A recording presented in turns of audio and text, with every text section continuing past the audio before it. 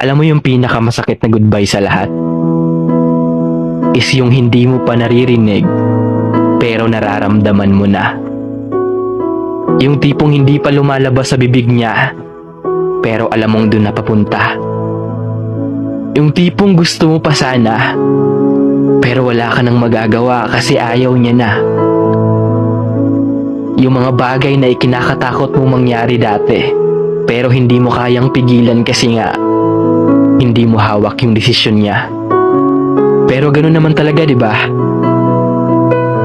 Kahit gaano nyo pa kasaya dati, kung hindi talaga kayo para sa isa't isa, maiiwan ka talagang mag-isa. At wala ka nang magagawa doon. Wala ka nang magagawa kung hindi ang tanggapin. Tanggapin na wala na. Tanggapin na matatapos na. Tanggapin para sa ikakasaya niya at para sa ikabubuti mo na rin. Sakit.